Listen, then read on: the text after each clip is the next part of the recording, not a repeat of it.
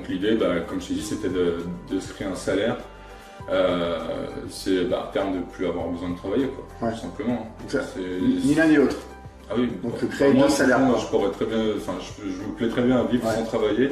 C'est pas quelque chose qui me manquerait. Ouais. On y prend vite goût. Hein. Au début, on sait pas ce que c'est, mais on y prend vite goût. Si là, ça, on arrive à l'automatiser un minimum, parce que ce que j'ai pas dit, c'est que l'ambition, ce serait de réussir à faire tourner le studio en location saisonnière grâce aux colocataires qui sont juste à côté.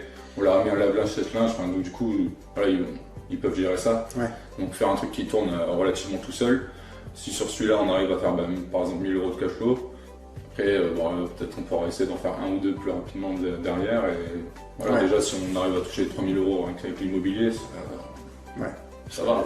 Tranquille, ouais. Voilà, ça, déjà, ça met moins de pression. Si on a envie d'arrêter de travailler un petit peu, on peut se le permettre. Ouais.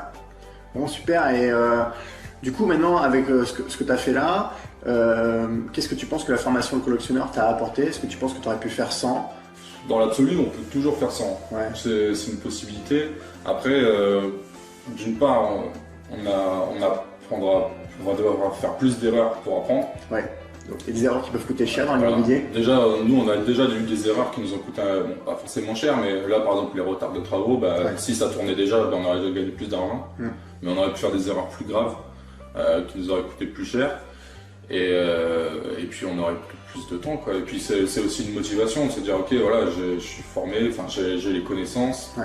En plus la formation elle s'est bien faite parce qu'il y a à chaque fois un plan d'action, c'est bien résumé, il y a les documents. Ouais.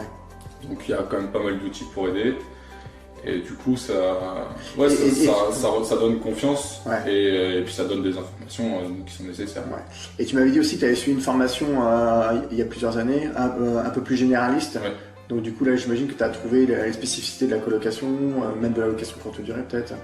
Voilà, toutes les spécificités qui étaient propres à la colocation. Ouais. Et puis à l'exploitation. Tout ce qui est par exemple les conseils concernant le contrat avec clause de solidarité, etc. Ouais. C'est des choses que voilà, pareil, on peut faire tout seul, mais il faut aller chercher, il faut avoir l'idée, etc. Ouais.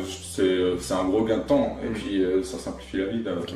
Bon, tu regardes pas ton investissement là? Non, pas du tout. Ça va être rentabilisé en déjà, ouais, puis même rien que sur la partie négociation, déjà, t'as pas mal gagné, quoi. Ouais. Ah, voilà. Bon, super. Merci, Jules. Bravo, félicitations pour ce super investissement.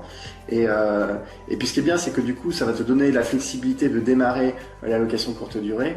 Donc, c'est bien, tu as trouvé directement le transfert entre la colocation et la location courte durée pour augmenter la rentabilité. Ouais. Donc, sur le prochain investissement, tu auras la liberté soit de continuer un peu pépère sur la colocation ou soit de démultiplier tes résultats avec la location courte durée. Ouais, ça peut être bien d'avoir les deux. Ouais.